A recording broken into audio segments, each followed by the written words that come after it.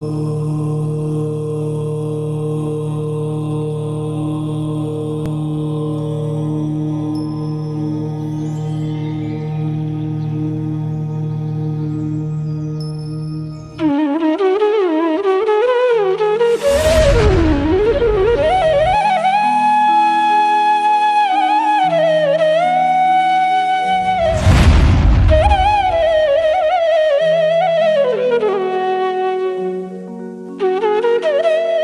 नमः सिद्धेभ्यः। ओम नमः सिद्धेभ्यः। सिद्धं शुद्धं पनमीय जिनिंदवरनेमि चंदम कलंकं गुणरयन भूषनुदयं जीवसपरुवनम ओछम। बोलो देवादिदेव 1008 श्री श्रेयांसनाथ भगवान की जय। देवादिदेव 1008 श्री नेमिनाथ भगवान की जय। देवादिदेव 1008 श्री बाहुबली भगवान की जय। सिद्धांत चक्रवर्ती आचार्य श्री नेमिचंद्राचार्य महामुनिराज की जय। संत शिरोमणि आचार्य गुरु और विद्यासागर जी महामुनिराज की जय। समस्त मुनि संघ की जय।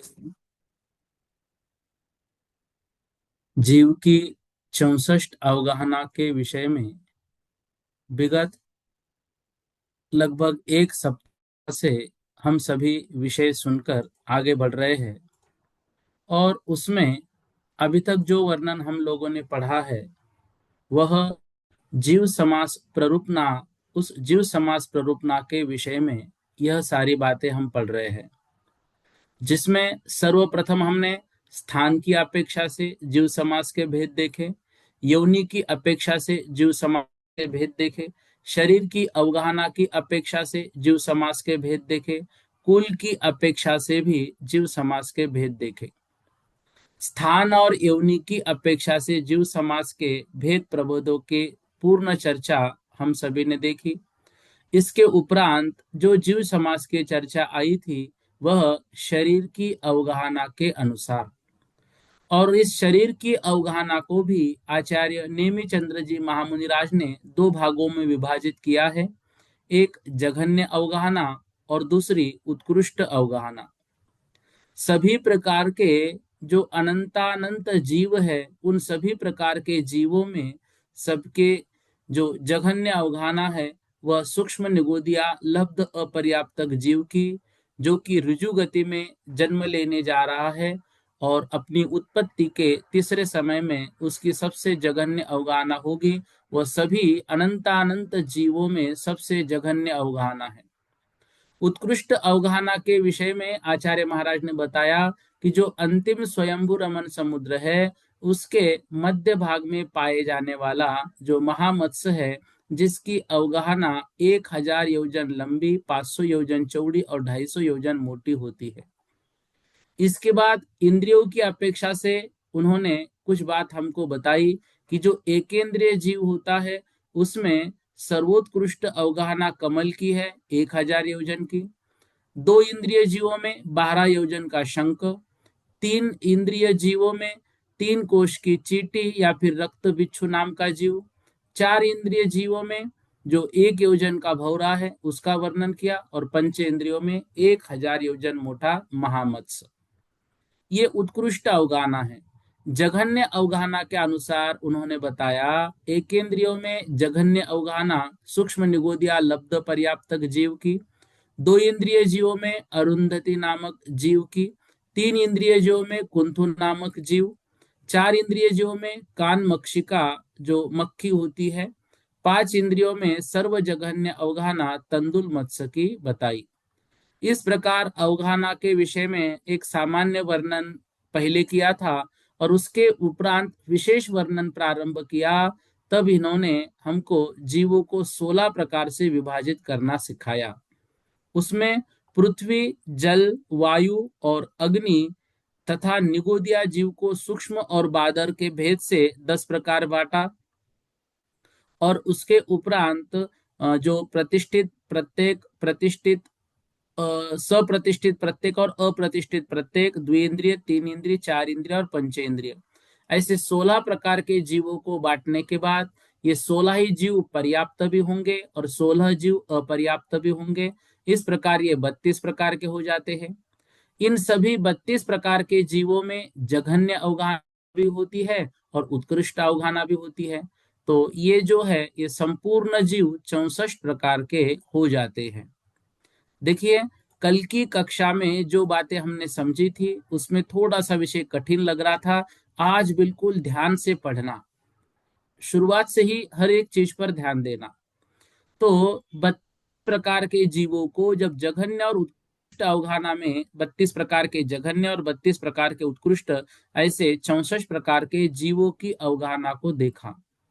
64 प्रकार के जीवों में सबसे जघन्य अवगाहना सूक्ष्म निगोदिया लब्ध पर्याप्तक जीव की हो, और वह हमने आपके सामने जो अभी चार्ट है उसमें 1 नंबर पे रखा है।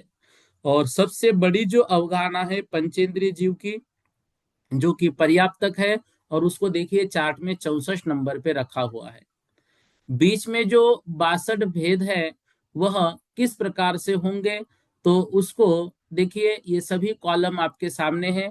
इन सभी कॉलमों में उन 62 प्रकार के बीच के जीवों को विभाजित किया। पहले कॉलम में देखिए 5 जीव रखे हैं, दूसरे में 6, तीसरे कॉलम में पुनः 5। ऐसे 3 कॉलम प्रारंभ में है। और इन्होंने इसके उपरांत ये कहा था कि जो प्रारंभ के 11 जीव है, इन 11 जीव को मतलब वैसे ही उठाना है, और पहले कॉलम के 5 और दूसरे कॉलम के 6, ऐसे ये जो 11 जीव है इनको पुनः स्थापित करके इनकी 3 श्रेणियां बनानी है।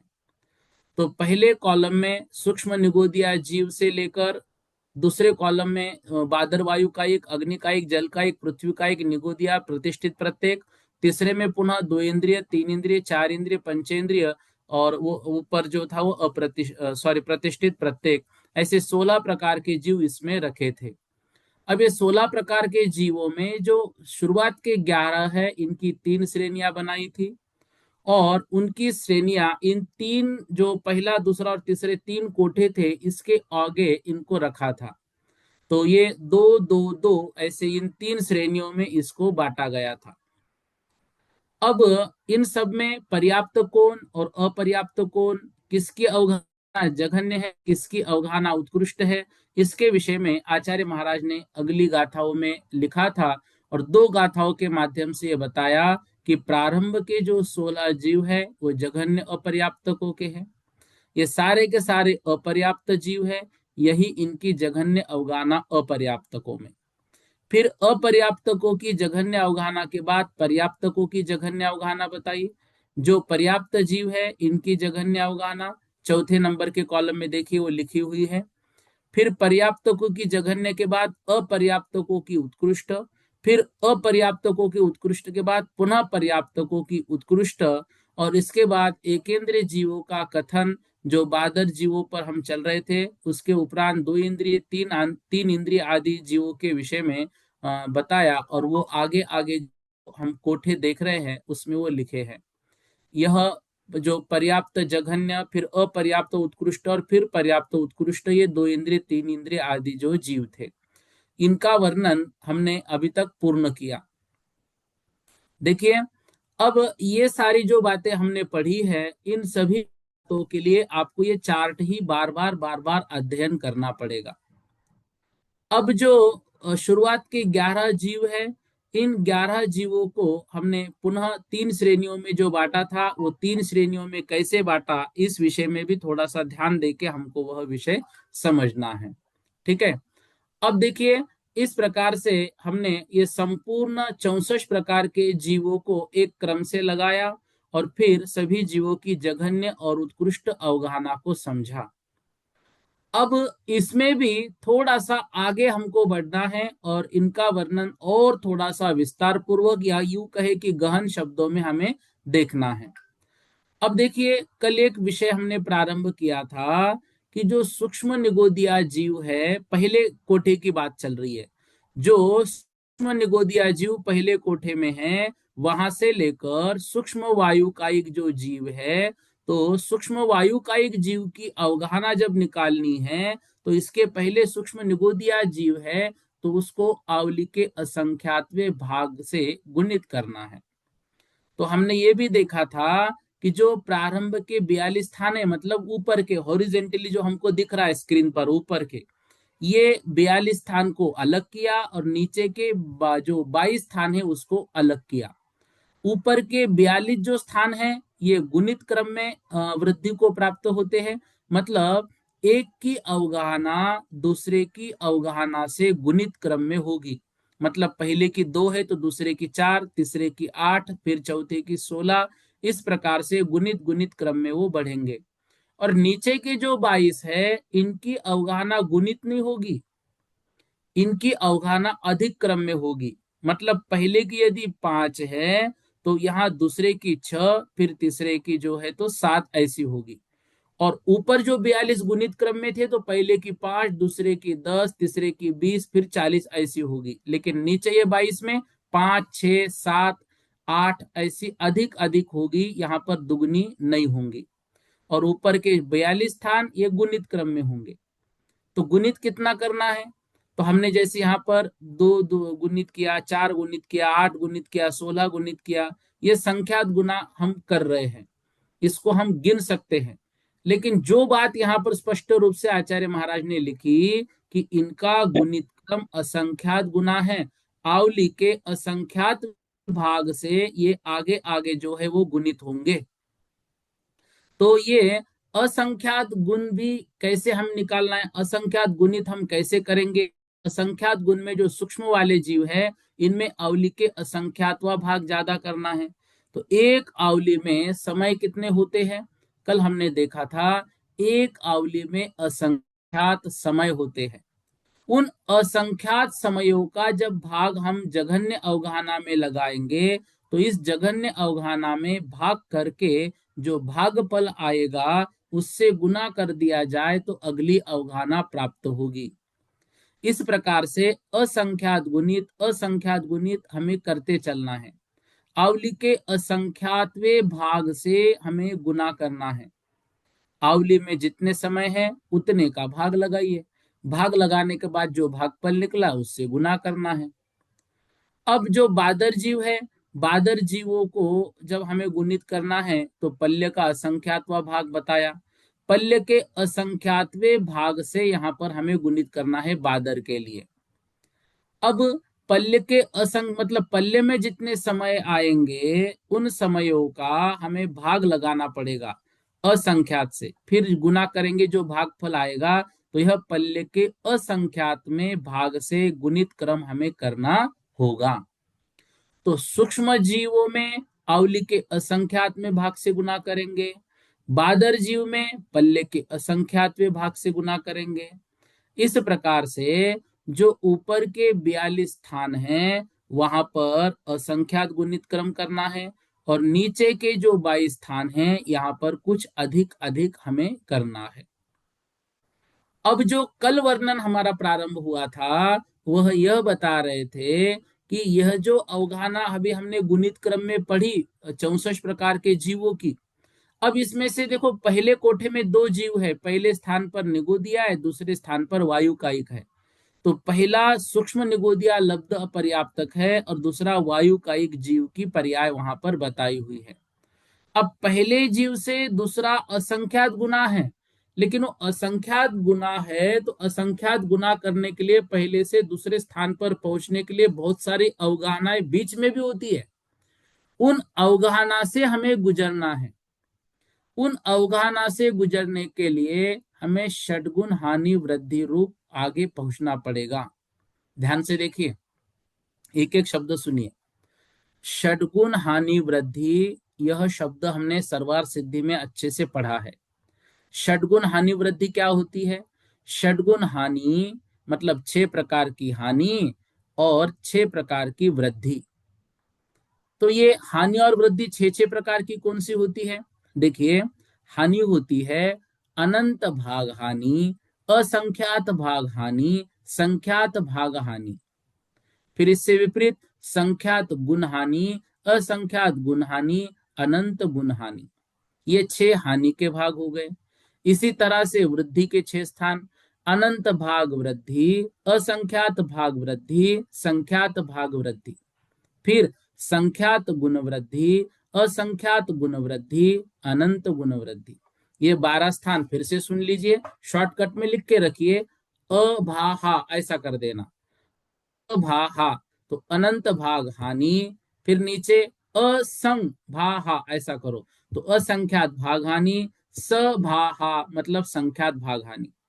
फिर संख्यात गुण हानि, असंख्यात गुण हानि और अनंत गुण हानि। इसी क्रम से वृद्धि लगानी है। अनंत भाग वृद्धि, असंख्यात भाग वृद्धि, संख्यात भाग वृद्धि। फिर संख्यात गुण वृद्धि, असंख्यात गुण वृद्धि और अनंत गुण वृद्धि। ऐसे 6 प्रकार की वृद्धि और 6 प्रकार की हानियां होती है। अब यहां पर विषय किसका चल रहा है? अवगाहना का चल रहा है। और एक अवगाहना से दूसरी अवगाहना पर जब हम बढ़ते हैं तो यह गुणित रूप में वृद्धि होगी, यहां पर हानि नहीं होगी। तो यहां पर जो वृद्धि होगी वह वृद्धि भी 6 रूप में नहीं होगी, क्योंकि अवगाहना कभी अनंत गुनी वृद्धि रूप नहीं होती है। जब वृद्धि करते हम उत्कृष्ट अवगाहना तक पहुंचेंगे तो ये वृद्धि के क्रम से होगा, हानि के क्रम से नहीं। हाँ, उल्टा आएगा तो हानि होगी, लेकिन हम उल्टे क्रम से आएंगे नहीं।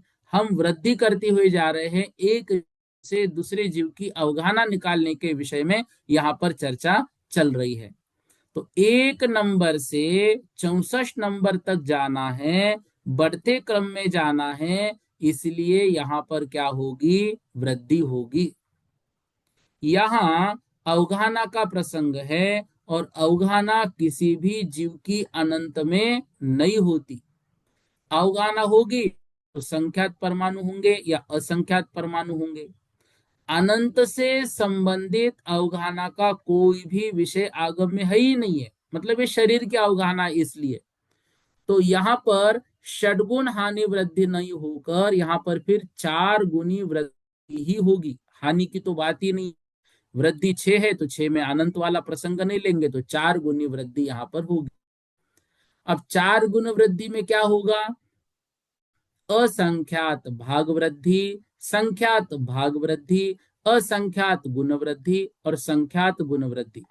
इस प्रकार से 4 वृद्धियां लेंगे। अब इन 4 को भी जब हमको समझना है तो इन 4 को समझने के लिए भी विषय थोड़ा सा अलग तरीके से हम समझेंगे। क्यों? क्योंकि इन 4 को जब तक हम अच्छे से नहीं समझेंगे तब तक जो है वह विषय हमारा क्लियर होने वाला नहीं है। तो इन 4 को समझने के लिए हमें क्या करना पड़ेगा? थोड़ा सा ध्यान देना पड़ेगा। अब ये जो 4 है, इस 4 को हम देखो कैसे समझेंगे। हाँ, अभी कल मैंने क्या किया था, ये सारा विषय आपको ही लिखने के लिए लगाया था। तो जब आपने लिखा तो बहुत लोगों ने कहा कि थोड़ा सा हमको और अच्छे से इसको समझना है। तो इसलिए आपको और अच्छे से और डिटेल में समझाने के लिए थोड़ा सा देखो, ये चार्ट का परिवर्तन करते हैं।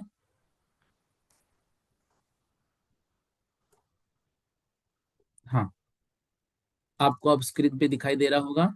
सागर भैया जी, एक बार इतना विषय होने दीजिए, फिर हम आपके प्रश्न का जवाब भी देंगे। हाँ, देखो, असंख्यात संख्यात वृद्धि तालिका को अभी हमको समझना है।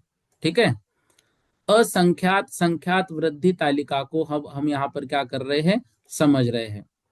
अब देखो, इसमें जो विषय हम आपको बताना चाह रहे हैं वह विषय इसमें थोड़ा सा देखो।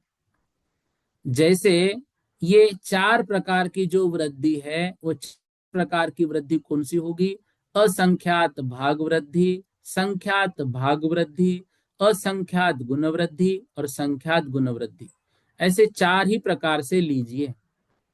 जैसे कोई भी संख्यात हम लेते हैं तो मान लो वो संख्या हमें एक पकड़नी होगी, और असंख्यात है, असंख्यात भी हमको लेनी होगी। तो उसके लिए सपोज में एक आंकड़ा हमको लेना पड़ेगा, क्योंकि हमें असंख्यात भाग वृद्धि करना है, फिर संख्यात भाग वृद्धि करना है, फिर संख्यात गुण वृद्धि करना है और फिर असंख्यात गुण वृद्धि करना है। तो सबसे पहले कौन सी होगी? तो सबसे पहली होगी असंख्यात भाग वृद्धि, दूसरी होगी संख्यात भाग वृद्धि, तीसरी होगी संख्यात गुण वृद्धि, फिर चौथे नंबर पर आएगी असंख्यात गुण वृद्धि। यह चार प्रकार की जो वृद्धि होगी, यह चार प्रकार की वृद्धि में अनंत वाली गुण वृद्धि या भाग वृद्धि इसमें नहीं होगी। क्यों? क्योंकि अनंत का अवगाहना में प्रसंग नहीं आता है। तो हम इसको क्या बोलते हैं? इसको बोलते हैं चतुस्थान पतित, अर्थात चार स्थानों पर ही इनकी वृद्धि होगी। तो अब हमें क्या करना है? हमें इस षडगुण हानि वृद्धि में ये जो चतुवृद्धि है, इस चतुष्वृद्धि को हमें समझना है। कल आपको एक उदाहरण दिया था। मान लो हमने 1 किलो चांदी, सॉरी, एक 10 ग्राम की चांदी हमने चांदी की सोना, 10 ग्राम सोना हमने खरीदा। अब यह जो सोना है, यह 10 ग्राम का सोना मान लो 1 लाख रुपए का है। ठीक है। अब 1 लाख रुपए का सोना हमने खरीदा है। अब वह सोना हमने हमारे पास रखा हुआ है, जैसा कि वैसा है वो, उस सोने में कोई परिवर्तन नहीं। और मान लो उसका छोटा सा एक बिस्किट बना के हमने रख दिया। अब हो गया, उसका रेट बढ़ गया थोड़ा सा। अब मान लो वह 1 लाख रुपए का सोना था, अब वह 1 लाख 1 हजार हो गया। 1 लाख 1 हजार जो हो गया, तो 1 लाख 1 हजार हो गया, तो उसमें कुछ वृद्धि हुई कि नहीं हुई? बिल्कुल हो गई। 1 हजार रुपए बढ़ गए।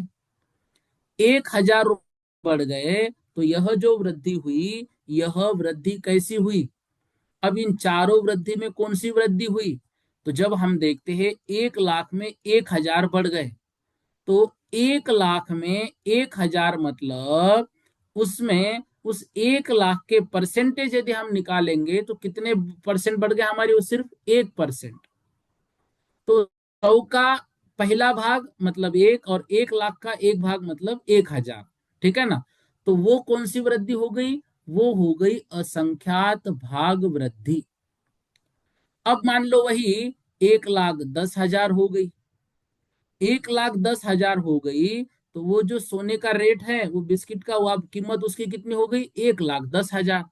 तो अभी हमने देखा था पहले इसमें असंख्यात भाग वृद्धि हो गई, लेकिन अब 10 हजार से बढ़ गया तो संख्यात भाग वृद्धि हो गई, क्योंकि यह संख्या 10 हजार से बढ़ गई।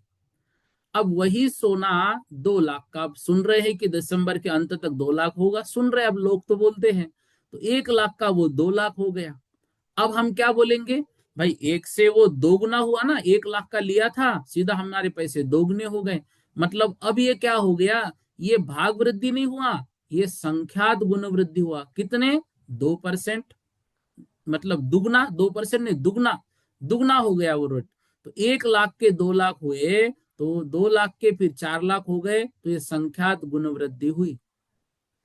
अब 1 लाख के 8 लाख हो गए तो 8 गुनी, 16 लाख हो गए तो 16 गुनी, 32 लाख हो गए तो 32 गुनी, 64 लाख हो गए तो 64 गुनी। ये संख्यात चल रहे हैं।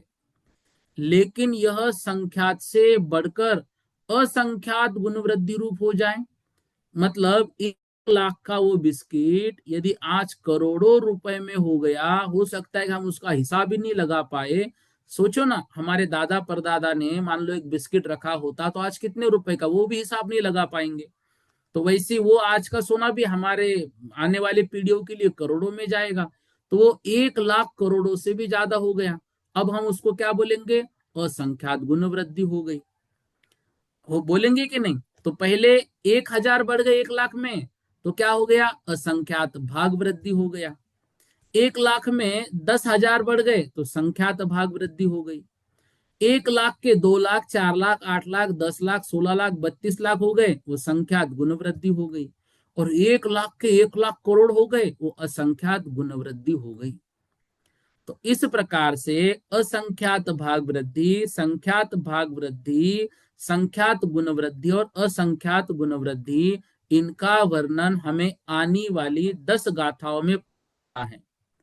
इसलिए अब इस विषय को हमें यहाँ पर समझना है। तो अब हम यहाँ पर क्या कह रहे हैं? यहाँ पर ये बता रहे हैं कि हम संख्या को मान रहे हैं, वह संख्या जो होगी, वह संख्या 100, मतलब एक मूल संख्या, मतलब सूक्ष्म लब्ध पर्याप्तक जो निगोदिया जीव है, उसके जो परमाणु है शरीर के, हम उसको 100 मान रहे हैं। कितने परमाणु मान रहे हैं? 100 परमाणु उसके हम मान रहे हैं। ठीक है, देखिए ये जो प्रसंग अभी आपको बता रहे हैं इसको बड़े ध्यान से समझना और समझना। अब आधार संख्या हमने ऊपर लिखा है 100। आधार संख्या मतलब जो सूक्ष्म निगोदिया लब्ध पर्याप्तक जीव है ना, हम उसके शरीर के परमाणु 100 मान रहे हैं। कितने मान रहे हैं? परमाणु 100 मान रहे हैं। और असंख्यात की संख्या भी 100 मान रहे हैं। दो जगह 100 है, कल 100 से 10 को गुणित किया तो सब लोग बोले अभी असंख्यात को 100 से गुना नहीं, असंख्यात को नहीं कर रहे, एक मूल संख्या आधार संख्या ही हमारी 100 मान रहे हैं। सूक्ष्म लब्ध निवृत्त पर्याप्तक जो जीव है निगोदिया, उसका शरीर ही हम मान रहे हैं कि वो 100 परमाणुओं से बना है। स्क्रीन पर देखिए, पहले नंबर पर लिखा है असंख्यात भाग वृद्धि, और असंख्यात हमने माना है 100। और वो सूक्ष्म निगोदिया लब्ध पर्याप्तक जीव है, उसके शरीर के परमाणु भी माने 100। तो हमने उस 100 परमाणुओं को असंख्यात के 100 से भाग दिया। तो 100 को 100 से भाग दिया तो भागफल कितना आएगा? 1। ठीक है ना। अब उस भागफल को उस मूल रकम में प्लस कर दिया। मूल मतलब कौन सी? जो 100 हमने पकड़ी थी, क्योंकि क्या बोला है उन्होंने? उस मूल रकम में वो अधिक करनी है। तो मूल रकम में मतलब जो सूक्ष्म निगोदिया लब्ध पर्याप्तक के शरीर के परमाणु हमने 100 माने थे, अब उसमें जब अगले वाले जीव पर हम गए तो वो हो जाएंगे 101। कितने हो जाएंगे? 101। तो ये 101 जो हो गए वो कैसे आ गए? हमने उनके मूल परमाणु माने थे 100, असंख्यात माने थे 100, तो उस 100 को असंख्यात 100 से जब भाग दिया उत्तर आया 1। अब उस मूल राशि जो 100 थी उसमें 1 मिला दिया तो 101 उत्तर हो गया। तो ये असंख्यात भाग वृद्धि कितने हो गई? 101। मतलब पहले जो सूक्ष्म निगोदिया लब्ध पर्याप्तक जीव के जो परमाणु थे वो 100 थे, और उसके अगले क्रम पर जो जीव आएगा उसके परमाणु होंगे 101। तो कितने वृद्धि हो गया? वो असंख्यात भाग वृद्धि हो गया। दूसरे स्थान पर जो जीव है उसको हम कह रहे हैं संख्यात भाग वृद्धि, और संख्यात की संख्या हम मान रहे हैं 10। ध्यान से देखो, संख्यात की संख्या कितने मान रहे हैं? 10। अब जो मूल राशि 100 की है उसको हमने संख्यात से क्या करना है? गुणित करना है। ठीक है ना। यहां पर जो संख्या भाग ही देना है, सॉरी, संख्यात भाग वृद्धि है ना, तो 100 को 10 से पहले भाग देना है। तो 100 को 10 का भाग दिया, उत्तर आ गया 10। कितना उत्तर आया? 10। अब इसको मूल राशि में प्लस कर दीजिए, तो 100 में 10 प्लस किए तो 110। तो जो सूक्ष्म निगुदिया लब्ध पर्याप्तक जीव था उसके आगे का जीव 101 परमाणु वाला होगा, उसके आगे का जीव जो है 110 परमाणु वाला होगा। तो जिसमें 101 है तो हम बोलेंगे पहले से दूसरा असंख्यात भाग वृद्धि वाला है, और पहले से तीसरा जो है वह संख्यात भाग वृद्धि वाला है। अब तीसरे स्थान पर है संख्यात गुण वृद्धि। संख्यात गुण वृद्धि में क्या करना है? संख्यात हमने माना है 10, और उस पहले जीव की मूल राशि हमने पकड़ी है 100। अब 100 को स्क्रीन पर देखिए, 100 को 10 से गुणित कीजिए। जब 100 को 10 से गुणित कर दिया उत्तर आ गया 1000। और उस 1000 में जो पहली हमारी मूल राशि है 100 उसको प्लस कर दिया, तो 100 प्लस 1000 उत्तर आया 1100। तो जो तीसरे स्थान पर जीव होगा उसकी जो राशि होगी वो कितनी होगी? 1100 होगी। ठीक है। अब चौथा स्थान है वो है असंख्यात गुण वृद्धि। असंख्यात हमने पकड़ा था 100, मूल राशि है 100, तो यहां पर 100 से 100 को गुणित करना पड़ेगा। तो 100 से 100 को गुणित करना पड़ेगा तो उत्तर आएगा 10,000। इस 10,000 में मूल राशि 100 प्लस करनी है तो वो होगी 10,100। तो क्या हो गया? पहले स्थान पर जो जीव था सूक्ष्म निगुदिया लब्ध पर्याप्त जीव, उसके परमाणु थे 100। दूसरे स्थान पर जो जीव है उसकी हमने ली 101, मतलब अब 100 से 101 गए तो असंख्यात भाग वृद्धि। उसके आगे जब हम 110 वाला जीव देखा तो वहां पर हम बोलेंगे अब 110 हो गए ना, तो 100 से ज्यादा मतलब है संख्यात भाग वृद्धि। उसके आगे बढ़े 1100 वाला जीव मिला, 1100 परमाणु का। यहाँ पर पहले से ये 1100 कितने हैं, ये संख्यात गुण वृद्धि होगी 1100। और असंख्यात गुण वृद्धि होगी जब 1100 को प्राप्त होंगे। अब थोड़ा सा ध्यान से देखिए, एक नंबर में असंख्यात जो भाग वृद्धि है, वो असंख्यात भाग वृद्धि 100 से 101 पर पहुंचे, असंख्यात भाग वृद्धि स्क्रीन पर देखो। फिर दूसरा जो है 100 से 110 पर पहुंचे संख्यात भाग वृद्धि। तीसरा 100 से 1100 पर पहुंचे संख्यात गुण वृद्धि। चौथा 100 से 10,100 पर पहुंचे असंख्यात गुण वृद्धि। लेकिन 101 से 110 पर पहुंचे तो बीच के भी कोई जीव होंगे ना, हाँ होंगे। 102, 103, 104, 105, 106, 107, 108 और 109। उसके बाद 110 पे आए तो असंख्यात भाग वृद्धि से लेकर संख्यात भाग वृद्धि पर्यंत बीच में भी कुछ जीव होते हैं। उसको आचार्य महाराज ने नाम दिया अवक्तव्य। उस अवक्तव्य के भी दो भाग किए, अवक्तव्य भाग वृद्धि जघन्य, अवक्तव्य भाग वृद्धि उत्कृष्ट। तो असंख्यात भाग वृद्धि से ऊपर एक 102 जो होगा वो अवक्तव्य भाग वृद्धि जघन्य, और संख्यात भाग वृद्धि से एक कम वह जो होगा वो अवक्तव्य भाग वृद्धि उत्कृष्ट। ये सामान्य रूप से आप समझे, इसको उदाहरण से और आपको समझाया जाएगा। तो इस तरह से यह जो विषय हम पढ़ रहे हैं इसमें हमने अभी सब भाग लगाकर ये विषय को समझा। तो यहाँ पर असंख्यात भाग वृद्धि, संख्यात भाग वृद्धि, संख्यात गुण वृद्धि और असंख्यात गुण वृद्धि, इन चार स्थानों को हमने समझ लिया। और इन चार स्थानों पर जब हमने इस संख्या को देखा तो ये सामान्य रूप से कथन यहाँ पर किया है। तो असंख्यात भाग वृद्धि से, जो असंख्यात भाग वृद्धि जगन्य से उत्कृष्ट कितनी, संख्यात भाग वृद्धि जगन्य से उत्कृष्ट से कितनी, संख्यात गुण वृद्धि जगन्य से कितनी और उत्कृष्ट से कितनी, असंख्यात गुण वृद्धि भी जघन्य से कितनी और उत्कृष्ट से कितनी होगी। इसके लिए टोटल 8 पॉइंट इनके बीच में और बनेंगे, ठीक है ना। तो इन 8 के बीच कुछ स्थान और बनेंगे, वो अवक्तव्य वाले होंगे। तो अवक्तव्य वाले मतलब ये चार स्थान जो अभी आपको बताए ना, असंख्यात भाग वृद्धि, संख्यात भाग वृद्धि, संख्यात गुण वृद्धि और असंख्यात गुण वृद्धि, इन चारों को दो भागों में बांटेंगे। यही चार स्थान जघन्य के, यही चार स्थान उत्कृष्ट के। कितने हो गए, 8।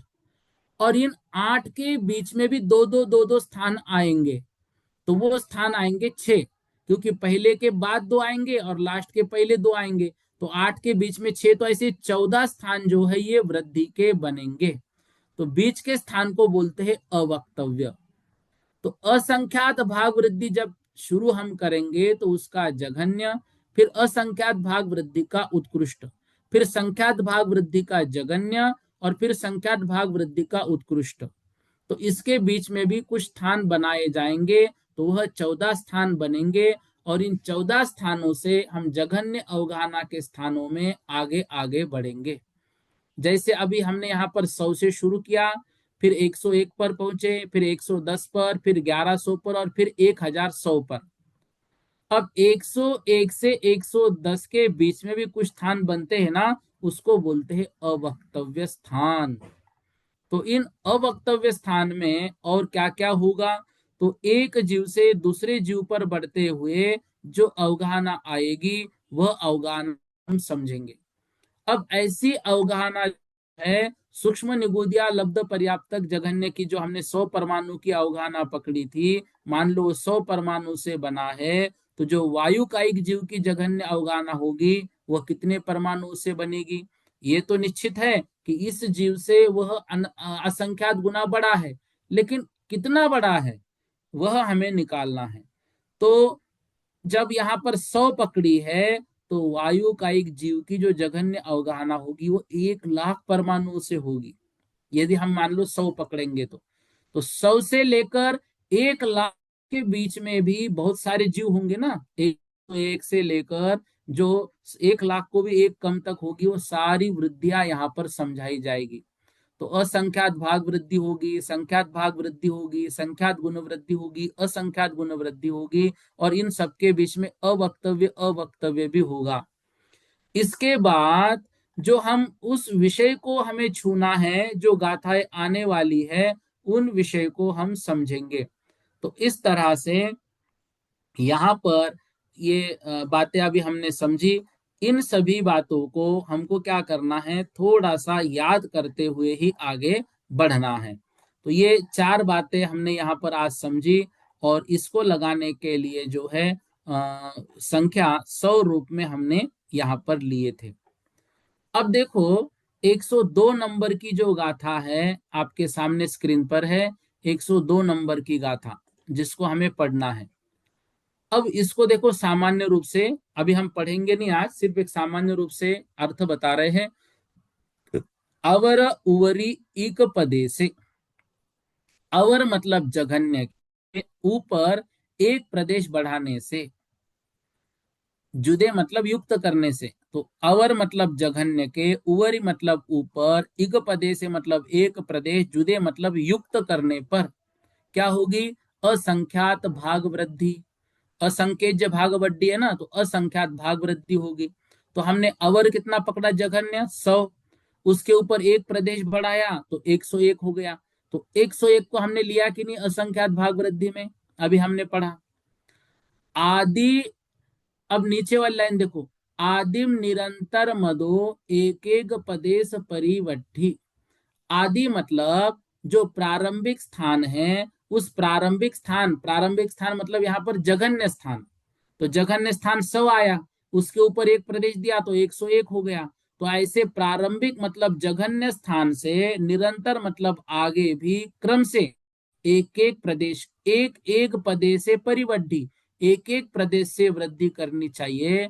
कब कब तक करनी चाहिए, जब तक असंख्यात भाग वृद्धि का उत्कृष्ट स्थान हमें प्राप्त ना हो। तो जघन्य अवगाहना के प्रमाण में एक प्रदेश और मिलाया तो असंख्यात भाग वृद्धि का आदि स्थान होगा, मतलब जघन्य स्थान होगा। इसके आगे भी क्रम से एक एक प्रदेश की वृद्धि करनी चाहिए। अब देखो असंख्यात भाग वृद्धि का जघन्य, तो यहाँ पर इन्होंने संख्या क्या ली, हमने 100 ली थी, यहाँ पर आचार्य महाराज ने 960 ली। ठीक है ना। तो असंख्यात वृद्धि भी 900, असंख्यात को भी 960 लिया, और जो मूल राशि है उसको भी 960 लिया। तो 960 से 960 का जब भाग दिया उत्तर आया 1, तो मूल राशि 960 में प्लस 1 किया 961। ठीक है।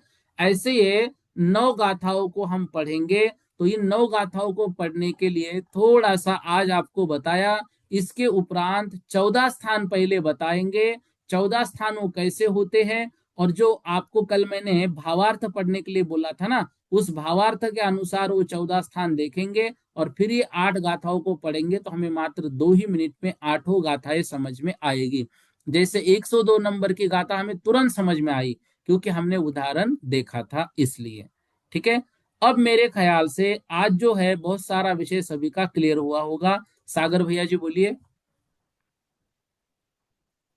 हाँ जी, जिनेंद्र भाई, हो जय गया, श्री क्लियर राम। हो गया था वो। मतलब आपने क्या वो असंख्यात गुण वृद्धि को पहले बोल दिया था, संख्यात गुण वृद्धि के पहले असंख्यात गुण वृद्धि को बोल दिया था, इसलिए मैंने हैंड रेज किया था भाई, गलत नहीं हो जाए। अच्छा अच्छा, नहीं तो बाद में हुआ ना ठीक। हाँ, क्लियर हो गया था, हो गया हाँ, और वो चार्ट दिखाना जो दिखाया मैंने। था। हाँ बिल्कुल, देखा ना, बहुत अच्छे से हाँ समझ में। ठीक ठीक। नेमी चंद्र भैया जी बोलिए। पंडित जी साहब, जय जिनेन्द्र। जय मुझे जिनेन्द्र। थोड़ा कंफ्यूजन ये है, जैसे पहले बोला आपने असंख्यात भाग वृद्धि, फिर संख्यात भाग वृद्धि, फिर संख्यात गुण वृद्धि, फिर असंख्यात गुण वृद्धि। इसका क्रम क्या है? ऐसे नहीं होना चाहिए? असंख्यात भाग वृद्धि, संख्यात भाग वृद्धि, फिर असंख्यात गुण वृद्धि, फिर संख्यात गुण वृद्धि। हाँ, प्रश्न आपने बहुत अच्छा किया, लेकिन आप समझिए, असंख्यात भाग वृद्धि, असंख्यात भाग वृद्धि में हमने क्या किया, 100 का 100 से भाग लगाया तो उत्तर आया 1। तो ये 101 उसमें जोड़ दिया, ये जघन्य संख्या हो गई। उसके बाद दूसरे स्थान पर हमने लिया संख्यात भाग वृद्धि, तो 100 को जो 10 से हमने भाग दिया, तो 100 को 10 से भाग दिया, उत्तर आया 10। और फिर 100 में 10 प्लस के 110, तो दूसरे स्थान पर 101 के बाद 110 आएगा। और तीसरे स्थान पर यदि हम असंख्यात गुणवृद्धि लेंगे ना, तो पहले 1100 वाली संख्या आएगी, जबकि हमें वो संख्या चौथे नंबर पर चाहिए बढ़ते क्रम में। तो भागफल जो है, जितने ज्यादा को हम लगाएंगे उतना उत्तर कम आएगा, इसलिए वह क्रम वैसा रखा हुआ है। ठीक है ठीक है, भैया। ठीक है भैया जी। हाँ, इसके लिए एक बार आप पुनः, मैं ये चार्ट आपको दिखा रहा हूं, पुनः देखिए।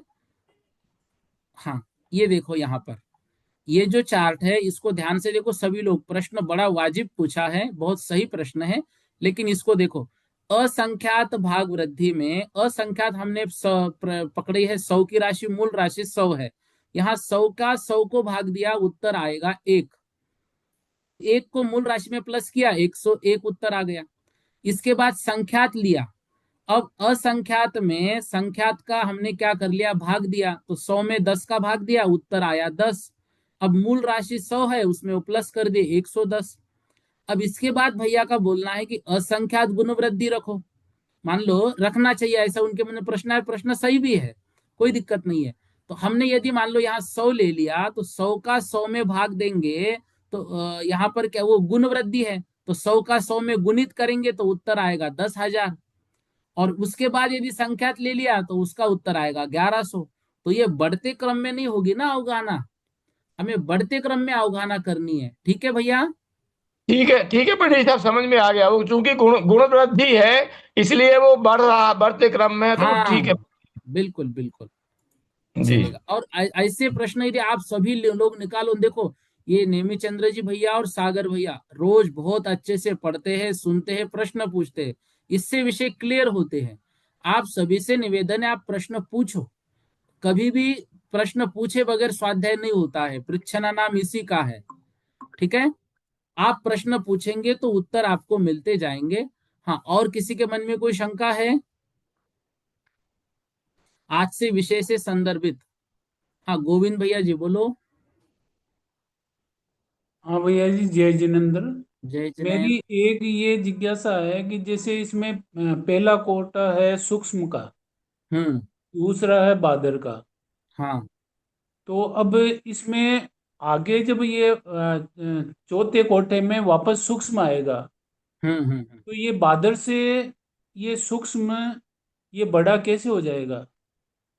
हाँ, अब देखो उसके लिए अभी एक, मतलब सामान्य रूप से समझो, एक हमारा यहाँ पर भरत क्षेत्र में जो जीव है, उसके शरीर के सूक्ष्म जीव, और जो स्वयंभू रमन समुद्र है उसके शरीर के सूक्ष्म जीव, इन दोनों में अंतर पड़ेगा कि नहीं पड़ेगा? पड़ेगा। इस अपेक्षा से वो वहां पर लिया हुआ है। ठीक है ना। ठीक, ठीक है। हमारे यहाँ की मछली और वो महामत्स्य की मछली जो है, इन दोनों में जमीन आसमान का अंतर है, इसलिए वो छोटा होते हुए भी बड़ा है। ठीक है। फिर ठीक है भैया। जी। अनीता दीदी जी देखो, ये प्रश्न इतना अच्छा है, मतलब एक पढ़ेंगे तभी ये स्वाध्याय का ये मन आनंद आएगा आपको, और पूछेंगे तो और ज्यादा आएगा। अनीता दीदी जी बोलिए। भैया जी, आपने कल बताया था वो आवली एक आवली असंख्या समय में एक आवली ही होती ना। देखो, एक जो सेकंद होता है उसमें संख्यात आवली होती है, और एक एक सेकंड, आवली में असंख्यात समय होते हैं। एक मिनट, आप एक बार फिर से बोल दीजिए। एक सेकंद में संख्यात आवली होती है, संख्या था एक आवली। सेकंद में संख्यात आवली होती है, हाँ, और एक आवली में असंख्यात समय होते हैं। ठीक है, एक आवली संख्या, ठीक है। असंख्या समय होते हैं ना। ठीक है, ठीक है थोड़ा सा दीदी। ठीक भैया जी, ठीक है। जी जी। आज के विषय को एक दो बार और सुनना, बड़ा आनंद आएगा। और ये विषय एक बार कंसेप्ट क्लियर हो गया ना, आगे की 7 गाथा ये बिल्कुल आसान जाएगी। कल का विषय भी ऐसे ही स्क्रीन के माध्यम से लेंगे तो और विषय क्लियर हो जाएगा। इतना पढ़ लेते हैं, और भी कोई शंका हो आप व्हाट्सएप पर भेज दीजिए। बोधि समाधि परिणाम विशुद्धि स्वात्मोपलब्धि शोषो के सिद्धि चिंता मनिम चिंतित वस्तु दानिम त्वामंद मानस ममास्तु देवी।